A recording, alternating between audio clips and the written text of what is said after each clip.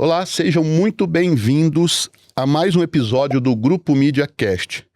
Toda a trajetória de liderança é construída por escolhas, desafios e pessoas que deixam marcas ao longo do caminho. E é justamente sobre isso que conversamos por aqui. Eu sou Edmilson Caparelli, presidente do Grupo Mídia, e quem vai estar comigo hoje me ajudando a conduzir esse podcast é Tainá Mana, diretora editorial do Grupo Mídia. Tainá, seja muito bem-vinda mais uma vez. Eu que agradeço por estar aqui mais uma vez ajudando a conduzir essas conversas. Mais um aprendizado aqui hoje, né? Mais um aprendizado. A gente aprende muito aqui. Nosso convidado de hoje reúne experiências que passam pela gestão pública, pelo empreendedorismo e pela liderança de uma das maiores referências em saúde da região norte do país. Ao longo da carreira, participou de criação de serviços inovadores e construiu uma trajetória marcada pela capacidade de transformar desafios em oportunidades. É um prazer receber aqui no Grupo Mídia Cast Domingos Quirino de Freitas. Domingos, seja muito bem-vindo aqui ao nosso Grupo Mídia Cast. Obrigado, Edmilson. Tainá, né? Tainá. Obrigado por a oportunidade de estar aqui para conversar com vocês e contar aí um pouco dos nossos desafios, da nossa trajetória e da nossa história, né? Bacana, estamos aqui curiosos para conhecer um pouquinho mais aí da tua história. Eu queria, Domingos, quando você começou a sua carreira, você imaginava que um dia estaria liderando um grupo de saúde tão diversificado? Não, até porque, na verdade, eu não comecei minha vida profissional na saúde. Eu passei por outras empresas, outros negócios, né? Mas eu me encontrei na saúde. Então, quando eu, por uma feliz coincidência do destino, eu fui parar na saúde, eu me encontrei na saúde. E aí, quando eu cheguei na saúde, eu vi que realmente era aquilo que eu queria. Acho que eu nasci para fazer isso e aí começou a dar certo. Mas no primeiro momento não era isso. Eu não achei que eu estaria hoje na saúde há tanto tempo. Que bacana, que bacana. Perfeito. Você começou na onde?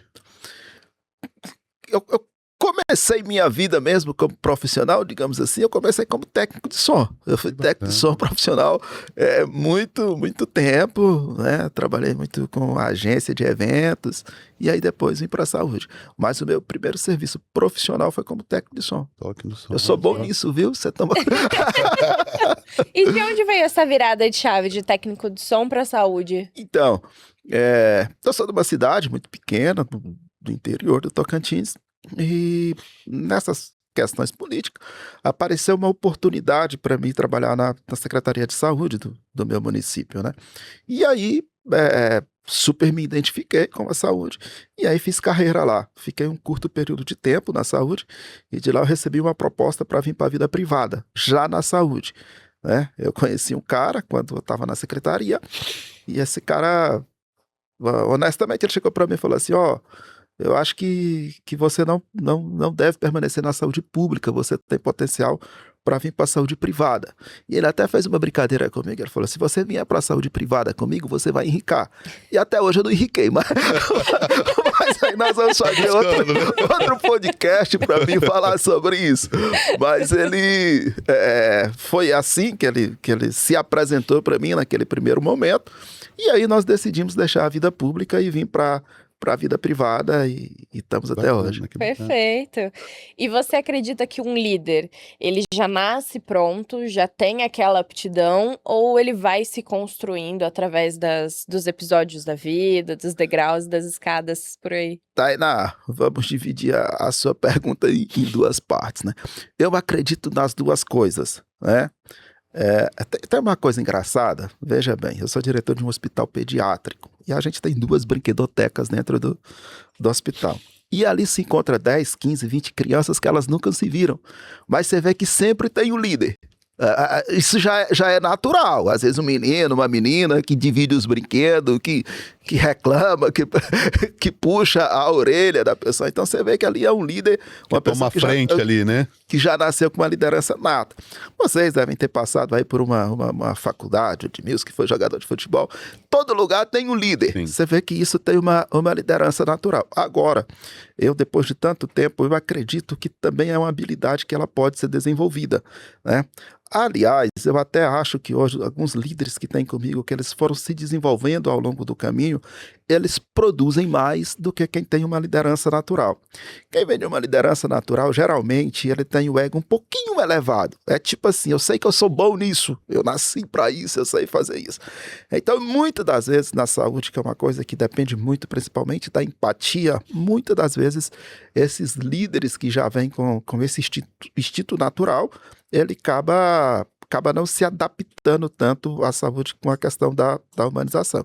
E tem líderes que eles começam ali no setor e eles aprendem tanto aquilo que eles acabam desenvolvendo essa habilidade de lidar com aquele setor que ele está.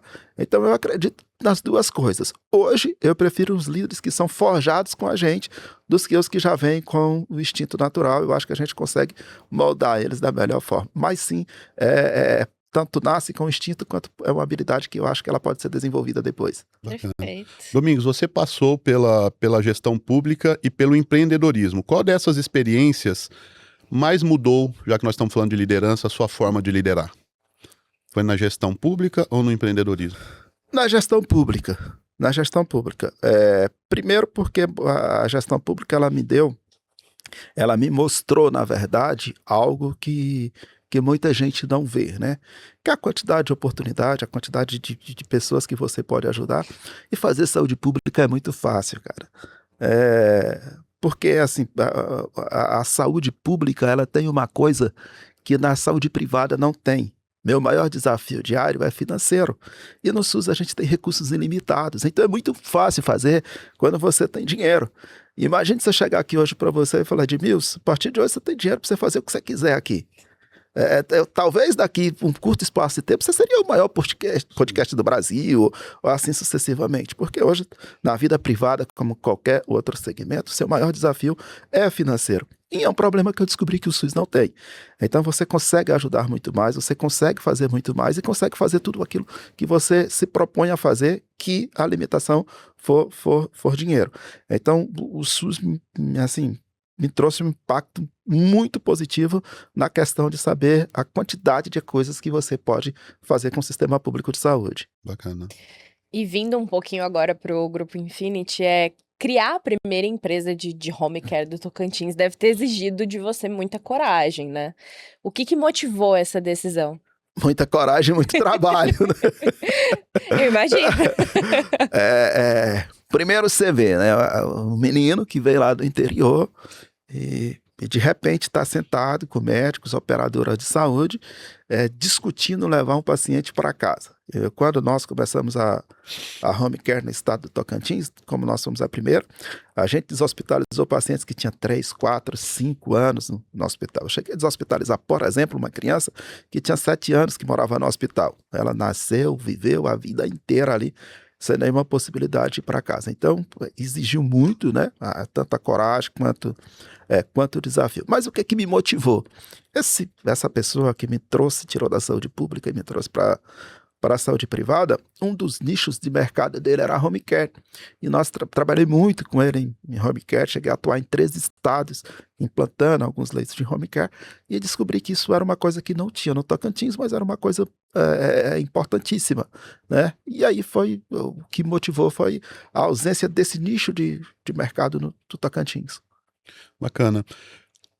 Qual você diria que foi aí o momento, o maior desafio que você já teve em toda a sua trajetória, Domingos? Olha, eu costumo dizer assim, ó, o meu maior desafio é cumprir a agenda do próximo dia, né? Porque na saúde, o que é muito grande para mim, talvez é muito pequeno para você. O que é gigantesco o paciente para você não é nada. Então, lógico, não é nada no melhor sentido da palavra. Então, a gente teve muitos momentos desafiadores, né? Inclusive a pandemia, que eu acho que a gente até começou a falar aí sobre a pandemia. Mas assim, hoje eu não tenho um momento que diz assim, esse foi o maior desafio. Até porque quando você se propõe a fazer algo desse tamanho em um estado, já é um desafio enorme. Então eu costumo dizer o seguinte, meu maior desafio é cumprir a agenda do próximo dia.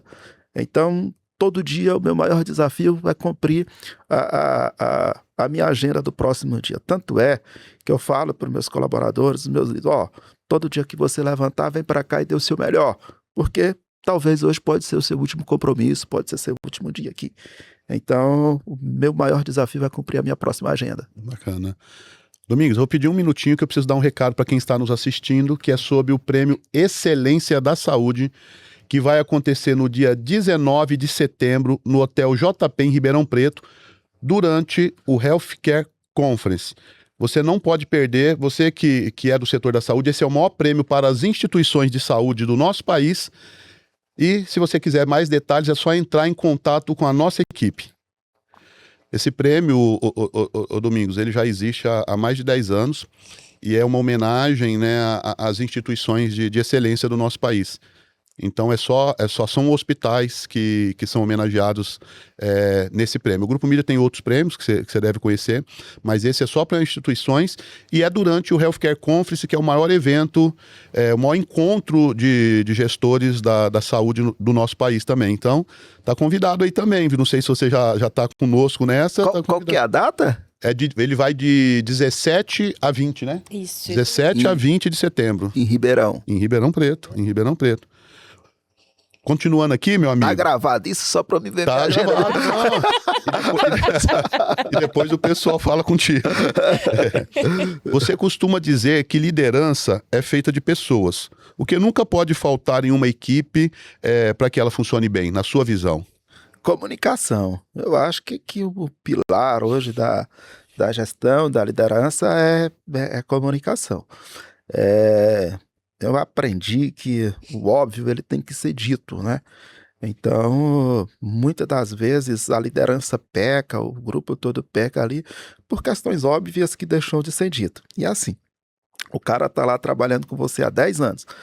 Um pequeno detalhe que você deixa de falar, ele sabendo que ele tem que fazer aquilo, muitas das vezes ele peca naquilo porque você deixou de falar o óbvio. Então, eu acho que hoje o que não pode faltar é essa comunicação clara, transparente e efetiva. Eu acho que hoje é o principal pilar aí, pelo menos da minha liderança, é o que eu faço e o que deu certo, né? Que funciona. Eu concordo, eu acho que é esse o caminho mesmo. Inclusive, eu gasto muito tempo com essas conversas, porque eu acho que isso é muito importante. Eles ajudam muito a gente, porque você ouve ali, tem essa troca. Bacana. Muito bem. É o que funciona. Perfeito. Funciona. E em posições de liderança, às vezes nem sempre dá para agradar todo mundo, porque existem algumas decisões difíceis que não vão agradar precisam ali. ser tomadas. Precisam ser tomadas. Como é que você lida com essa responsabilidade, com esses momentos dessas tomadas de decisão? Tainá, tomar decisão, ela nunca é fácil, né? Então, assim, hoje eu tomo decisão ouvindo, né? E o que acontece com o líder hoje? Hoje a gente tem informação de todos os setores. Cada setor me traz uma informação de um líder. Cada líder traz a informação daquele determinado setor. E muitas das vezes eu tenho que tomar uma decisão pensando no futuro da informação que eu tenho de outros setores. Então, acaba que um determinado líder ele não entende a minha decisão naquele momento, só quem está envolvido no outro processo é que vai entender.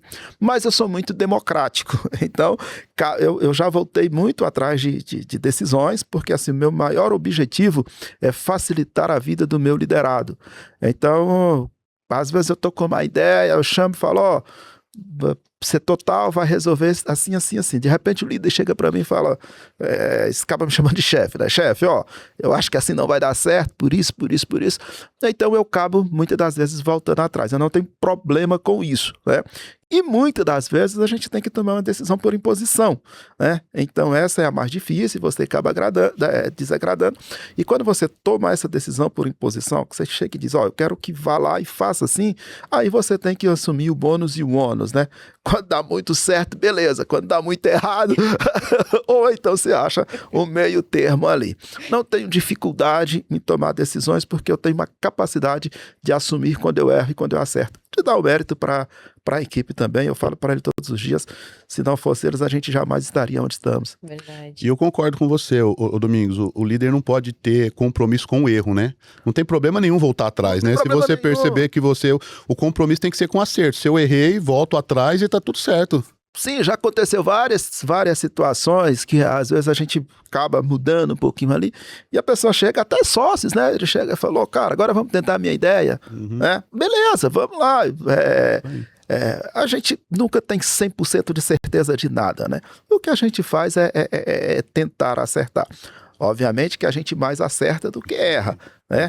Mas Mas recalcular a rota é sempre bem-vindo. Eu não tenho problema com isso. Eu falo todo dia para eles, assim, a gente pega, hoje a gente tem aí mais de 300 colaboradores, né? Eu falo para eles, vocês são 99% da empresa, eu sou 1%. Então, tem que dar o mérito, tem que reconhecer que a maior parte deles... Você falou um pouquinho da pandemia. A pandemia foi um momento, Domingos, totalmente muito desafiador para todo mundo, né? E você teve que liderar nessa época, né? O que essa experiência mudou em você como líder? A experiência da pandemia. Olha, como líder, o que mais mudou em mim foi a questão de eu entender a fragilidade da nossa vida, né? Para você ter noção, eu coordenei 8 hospitais de campanhas em 4 estados diferentes. Integrei o comitê de gestão de crise de 3 estados, efetivamente. Nós comandamos, durante o período pandêmico, com 32 meses, 12.900 remoções, sendo elas de UTI aérea, UTI terrestre, sem um óbito a bordo. Inclusive, em Manaus, quando a gente fez o resgate daqueles 120 pacientes que estavam numa situação calamitosa da falta de oxigênio. Então, assim, o que mudou em mim foi sobre a questão da fragilidade da vida. Quantas vezes eu encontrei médicos, enfermeiros, técnicos, familiares, hoje 10 horas da manhã no corredor, amanhã, meio-dia, ele está entubado, daqui mais um dia ele morreu e fim, acabou. Então, mudou muito a minha percepção sobre a fragilidade da vida. Obviamente que a sobrecarga de trabalho foi uma coisa em números astronômicos aí, mas eu não trago tanto esse mérito para mim, porque todo mundo estava vivendo uma situação bem semelhante àquilo. Quando eu achava que eu estava ruim, eu recebia uma ligação de alguém que estava 10 vezes pior. Então, a pandemia ela não pode ser um mérito só para mim, porque todo mundo estava muito envolvido naquele processo, mas me mudou nessa questão de saber o quão frágil é a vida. Depois da pandemia, eu sempre dou muitas aulas de abertura de curso de pós-graduação, graduação, e uma determinada vez um acadêmico me perguntou, falou, professor, o que a gente tem que fazer para prevenir próximas pandemias? O que a gente vai fazer para, caso ainda tinha aquela coisa, se vai voltar ou não vai voltar a pandemia?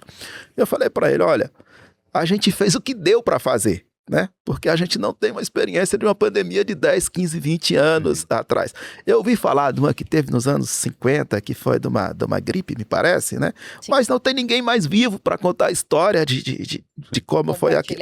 Então, que Deus nos livre de uma outra pandemia, mas se tiver, a gente só tem a experiência dessa para contar. O que aconteceu nessa, todo mundo reagiu o que dava para fazer ali no momento.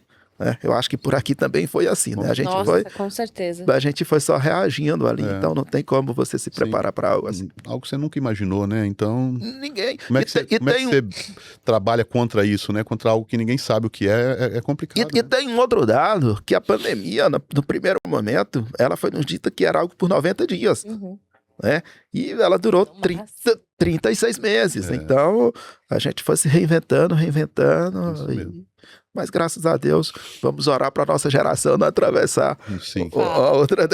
É uma experiência que eu não quero acumular para a próxima dessa. Acho que ninguém quer. Nossa, não queremos passar de novo. E olhando para esse futuro, para essa projeção, quando você pensa nas próximas gerações de líderes da saúde, qual habilidade você acha que vai ser indispensável para esses líderes do futuro? Empatia. Então, o que acontece hoje? Principalmente na saúde. o nível de informação, de tecnologia, ela é importantíssimo, isso é indiscutivelmente, né? Agora você pega assim, ó, o paciente principalmente, quando ele chega na unidade hospitalar, ou numa clínica, ou num pronto atendimento, ele já sabe da doença dele mais do que o próprio médico. Já sabe. Já pesquisou tudo Ele antes. já pesquisou tudo. Incrível, né, que agora, nessas inteligência artificial, ele anexa o exame ali e a própria IA lhe dá um diagnóstico, possível remédio, possível tratamento. Então, o que acontece? Hoje, Hoje, o líder que não tiver essa capacidade de desenvolver a empatia, porque o paciente hoje ele não está buscando mais o tratamento em si, ele está buscando talvez uma experiência, ele está buscando uma palavra de conforto, e se ele chegar numa unidade e ele não vê que aquilo está muito próximo do que ele já tem de informação, ele vai procurar um outro. Até a gente faz isso. Eu costumo dizer que hoje você não vai mais na loja comprar, você compra pela internet. Sim. Você vai na loja porque você tem um bom vendedor, talvez tenha um bom café, tem um bom papo ali. E a saúde vai se tornar isso. Então, quem não tiver a competência e habilidade de começar a desenvolver em um nível muito elevado a empatia, de se colocar cada vez mais no lugar do paciente, eu acho que esse líder vai perder cada vez mais espaço no mercado, principalmente o mercado de saúde. Bacana. Perfeito. Meu amigo, para encerrar, que conselho você daria para quem quer seguir aí uma carreira de liderança com propósito e impacto, assim como é a sua hoje? Que conselho você daria aí para esse jovem? Cuide das pessoas, as pessoas cuidarão de você. Então eu acho que hoje, eu tenho certeza absoluta que é preciso cuidar das pessoas, né? A partir do momento que você cuida das pessoas, as pessoas cuidam de você. A partir do momento que você cuida de pessoas, as coisas começam a vir. Nós, infelizmente, vivemos uma época, as pessoas foram feitas para ser finitas e as coisas infinitas. E nós estamos vivendo aí um período que cada vez mais a gente está querendo que as pessoas sejam infinitas e as coisas também. Então estamos coisificando pessoas e pessoificando coisas. E eu acho que essa lógica ela está totalmente investida. Eu acho que se você cuidar das pessoas, as coisas vêm automaticamente. Então, hoje, para mim, o líder que quer ter sucesso, o líder que quer se firmar, ele tem que cuidar das pessoas. É igual eu falei há pouco para vocês. Hoje eu tomo muito menos decisões do que 90% das pessoas que estão comigo. Eu praticamente concordo ou discordo, mas o que eu faço a maior parte do tempo é cuidar deles, cuidar de quem está comigo, porque eu tenho consciência que se eu cuidar deles, eles vão cuidar de tudo aquilo que está à nossa volta. Bacana. Domingos, obrigado pela sua participação aqui no Grupo MediaCast. Foi um prazer te receber, conhecer um pouquinho mais aí da sua história, da sua trajetória e inspiradora também, né, Tainá? Obrigado também, Nossa, Tainá, demais. pela sua participação. Eu que agradeço, foi um prazer participar desse bate-papo aqui hoje, aprendi bastante. Que bom, fico feliz por vocês terem aberto esse espaço aí na agenda para estar me recebendo. Espero poder contribuir de alguma forma com vocês, com quem está nos ouvindo. Espero voltar mais vezes, né? Vou achar o trecho da gravação aí que tem o convite do dia 18 de setembro. Vou me esforçar para estar lá.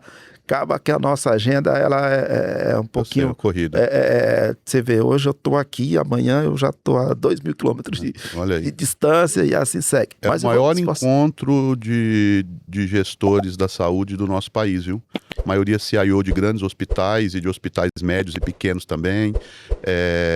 O CEO, né, e CIO também, o pessoal que cuida da infraestrutura. Nós temos 3 fóruns simultâneos: gestão, infraestrutura e tecnologia. Inclusive, o de gestão a gente sempre chama curadores, né? Quem está fazendo a curadoria do conteúdo esse ano é o Dr. Elton Freitas. Miguel, e o Dr. Miguel da Unimed. Um é o Unimed Seguros e o Unimed Participações. Eu acho que são 3 fóruns aí que está muito em alta, né? Tem a questão da tecnologia hoje, ou você vai se adaptar ou vai ficar de fora. Eu vou me esforçar mesmo de verdade para poder estar lá com vocês. E no mais, muito obrigado. Se forem um dia no Tocantins, me procure, vai ser um prazer receber vocês. Lá não tem frio, lá tem calor, mas a gente vai cuidar de vocês. Vamos marcar uma visita aí qualquer hora. Queria agradecer também você que nos acompanhou até aqui. E para assistir outros episódios é só ficar ligado no nosso canal no YouTube. Muito obrigado, até a próxima.